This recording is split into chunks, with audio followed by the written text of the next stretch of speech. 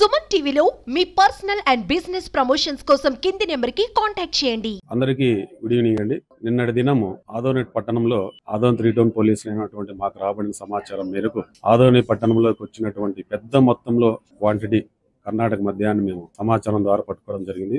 దాని వివరాల్లోకి వెళ్తే నిన్నటి సాయంత్రం 5 గంటలకు మాకు సమాచారం వచ్చింది. ఈ సమాచారం మేరకు మా staff head constable Shivabhushan, constable Narendra, Kasim, Parashuram, మిగిలిన సిబ్బంది అందరూ కూడా అలర్ట్ అయిపోయి వెళ్ళడం జరిగింది. మాకు ఆదోని టౌన్లో రామ్జల్లా రోడ్లో గల పార్క్ దగ్గర ఒక ఇంటి దగ్గర అశోక్ లేలాండ్ టెంపో ట్రావెలర్ బండి నెంబర్ AP21TE2680 బండిలో కర్ణాటక నుంచి పెద్ద మొత్తంలో క్వాంటిటీ వచ్చింది. అక్కడ ఇంట్లో డంప్ చేస్తున్నారని సమాచారం జరుగుతూ వెంటనే మేము వాడికి పోవడం జరిగింది. మమ్మల్ని చూసినటువంటి అక్కడ ఆ క్వాంటిటీకి ఆ సరుకు సంబంధించిన 3 వ్యక్తులు పారిపోవడానికి ప్రయత్నం చేసినారు. మా సిబ్బంది సాయంతో వాళ్ళని పట్టుకొని ఒకరిని పట్టుకున్నాము, 2 తప్పించుకున్నారు. ఆ పట్టుకున్న వ్యక్తి పేరు సయ్యద్ నూరు, వయసు 35 సంవత్సరాలు, గోకర్ జెండా ఆదోని టౌన్ చెందినటువంటి వ్యక్తి. పారిపోయినటువంటి 2 వ్యక్తులు సయ్యద్ చాంద్, బోయ రాఘవేంద్ర, వీళ్ళిద్దరిగా దొరకాల్సి ఉంది. వీళ్ళని పట్టుకొని మనం అక్కడ ఉన్నటువంటి క్వాంటిటీని సీజ్ చేసుకొని రావడం జరిగింది. మాకు మొత్తం 51 బాక్సులు, 51 అటువంటి కార్టూన్ బాక్సుల్లో మొత్తం 4608 టెట్రా ప్యాకెట్లు కర్ణాటక మద్యాన్ని సీజ్ చేయడం జరిగింది. మాకు ఇవి 90 ml, 180 ml క్వాంటిటీలో ఒరిజినల్ చాయిస్ విస్కీ టెట్రా ప్యాకెట్లు కావచ్చు, old travel whisky tetra packets కావచ్చు, ఒరిజినల్ ట్రావెల్ ప్రీమియం విస్కీ, ఈ 3 రకాల బ్రాండ్లు 90 ml, 180 ml సంబంధించినవి పట్టుకొని తీసుకురావడం జరిగింది. ఇంత పెద్ద మొత్తంలో ఆదోనిలో వాల్యూ సుమారు 2,04,000 వాల్యూ ఉంది ఇది.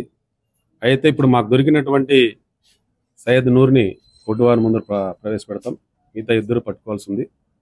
ఇది ఇంత పెద్ద మొత్తంలో ఆదోని పట్టణంలో రావడానికి ఎవరు సాయం చేసినారు, ఎక్కడి నుంచి వచ్చింది, ఆదోని పట్టణంలో ఇంకా దీంట్లో ఎవరెవరు హస్తం ఉందో అనేది దర్యాప్తులో మిగిలిన వాళ్ళని పట్టుకున్న తర్వాత వివరాలు తెలుస్తాయి. వీళ్ళందరినీ కూడా ముద్దాయిలుగా చేర్చడం జరుగుతుంది. కర్ణాటకకు సంబంధించిన వ్యక్తులు కావచ్చు, యాదనులు ఇంకా వేరే వాళ్ళకి హస్తం ఉందో వాళ్ళందరినీ ముద్దాయిలుగా చేర్చడం జరిగింది.